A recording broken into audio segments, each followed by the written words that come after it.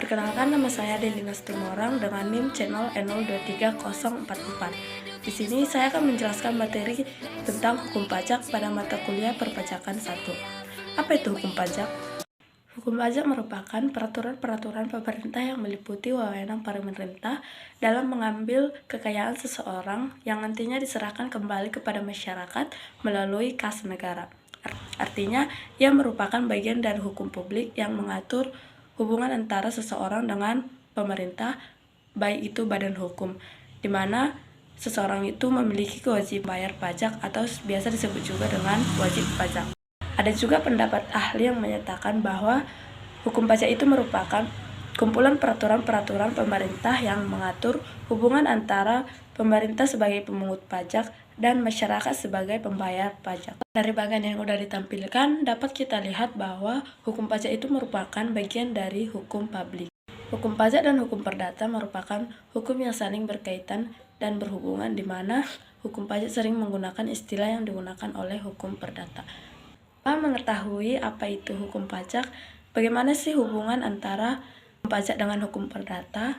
Sebelumnya, kita perlu mengetahui terlebih dahulu. Hukum perdata merupakan hukum yang mengatur hubungan antara individu dengan individu lainnya. Nah, sedangkan hukum pajak sudah kita ketahui sebelumnya, hukum pajak itu merupakan hukum yang mengatur hubungan antara pemerintah sebagai pemungut pajak dan masyarakat sebagai pembayar pajak. Pajak merupakan iuran dari masyarakat kepada kas negara berdasarkan undang-undang yang bersifat memaksa. Nah, dengan tanpa mendapatkan imbalan secara langsung. Artinya di sini pajak merupakan penghasilan dari pemerintah yang nantinya akan dikembalikan juga kepada masyarakat melalui dari pembangunan infrastruktur maupun itu pelayanan publik. Nah, artinya ketika masyarakat memberikan pajak kepada pemerintah, masyarakat tidak langsung mendapatkan imbalan secara langsung, melainkan akan disalurkan melalui pelayanan publik seperti infrastruktur dan layanan-layanan yang lainnya. Negara Indonesia berdasarkan Undang-Undang Dasar 1945 adalah negara hukum dan berfalsafah Pancasila serta menjunjung tinggi hak dan kewajiban warga negara. Oleh karena itu, memenuhi kewajiban perpajakan merupakan salah satu peran serta warga negara untuk membiayai pembangunan negara. Begitu pentingnya pajak untuk membiayai pembangunan dan pelayanan pemerintah di suatu negara, sehingga pajak sebagai penerimaan bagi negara berarti juga sebagai pengeluaran dari sisi masyarakat. Artinya, penerimaan itu adalah beban seluruh masyarakat. Adapun alasan pemerintah dalam memungut pajak yaitu dengan adanya sumber dari penghasilan dari pajak merupakan salah satu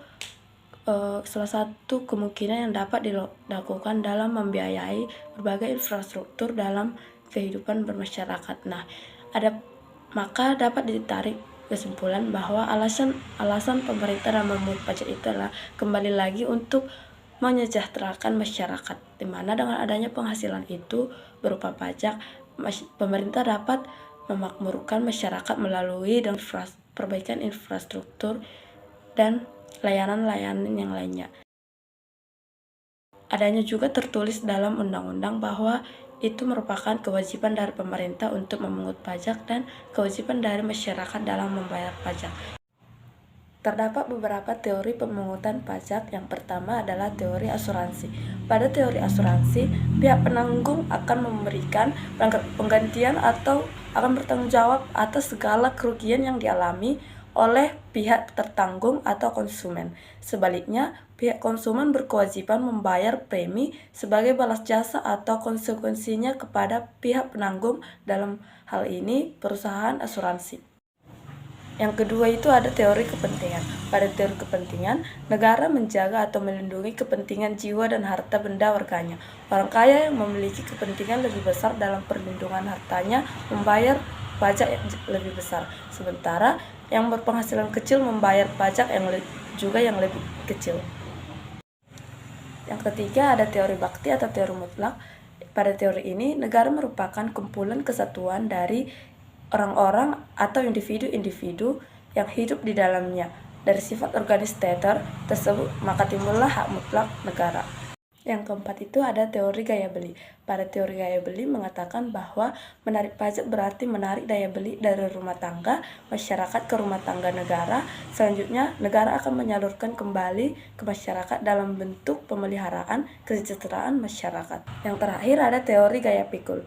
Pada teori gaya pikul mengatakan bahwa pajak yang dipungut disesuaikan dengan kemampuan atau daya pukul masing-masing orang. Itulah 5 teori pemungutan pajak yang berlaku di negara Indonesia. Selanjutnya itu adalah azas-azas pemungutan pajak. Adam Smith mengemukakan ada 7 azas pemungutan pajak. Yang pertama itu azas equality atau keadilan. Pada azas equality, pajak dipungut seimbang dengan penghasilan yang dinikmati masing-masing, tidak boleh diskriminasi. Yang kedua itu ada azas convenience of payment. Pada azas convenience ini, pajak dipungut sedekat mungkin dengan diterimanya penghasilan yang bersangkutan. Yang ketiga, ada azas certainty atau kepastian hukum. Azas certainty adalah adanya kepastian hukum mengenai subjek, objek, besarnya pajak, dan juga ketentuan mengenai waktu pembayarannya. Keempat adalah azas efisiensi. Pada azas efisiensi, besarnya pajak yang dimaksud atau dipungut harus lebih besar dari biaya pemungutan pajak tersebut. 5 adalah azas domisili atau tempat tinggal. Pada azas domisili, ini merupakan azas yang memungut cara pemungutan pajak yang tergantung pada tempat tinggal atau domisili, di mana wajib pajak tersebut berada. Artinya, seseorang akan membayar pajak sesuai dengan di mana dia tinggal. Nah, ketika seseorang tersebut berpindah tempat, maka dia akan tetap mengikuti pada domisili dia yang keenam ada azas sumber. Pada azas sumber merupakan azas yang menganut cara pemungutan pajak yang tergantung pada adanya sumber penghasilan di suatu negara tanpa melihat di mana wajib pajak tersebut berada atau bertempat tinggal. Nah, berbeda dengan azas domisili sebelumnya, di mana azas ini tidak melihat tempat tinggal seseorang tersebut, melainkan hanya melihat dari penghasilan dari seseorang tersebut. Yang ketujuh adalah azas kebangsaan. Pada azas kebangsaan merupakan azas yang menganut cara pemungutan pajak yang dihubungkan dengan kebangsaan suatu negara. Dari seluruh pemaparan yang telah saya jelaskan, dapat ditarik kesimpulan bahwa pajak merupakan iuran rakyat kepada kas negara berdasarkan undang-undang yang dapat dipaksakan dengan tidak mendapat jasa timbal balik secara langsung yang ditujukan dan digunakan untuk membayar pengeluaran umum. Selanjutnya, hukum pajak yang disebut juga dengan hukum fiskal adalah keseluruhan dari peraturan-peraturan yang meliputi wewenang pemerintah untuk mengambil kekayaan negara seseorang dan menyerahkan kembali kepada masyarakat melalui kas negara. Dapat ditarik kesimpulan bahwa alasan pemerintah melakukan pemungutan pajak adalah karena pajak merupakan sumber pendapatan utama bagi negara. Pendapatan ini digunakan untuk membangun berbagai kegiatan pemerintah, seperti pembangunan infrastruktur, pelayanan publik atau pendidikan, kesehatan, keamanan, dan program-program sosial lainnya. Sekian pemaparan yang dapat saya sampaikan. Apabila ada kesalahan kata, saya mohon maaf. Sekian dan terima kasih.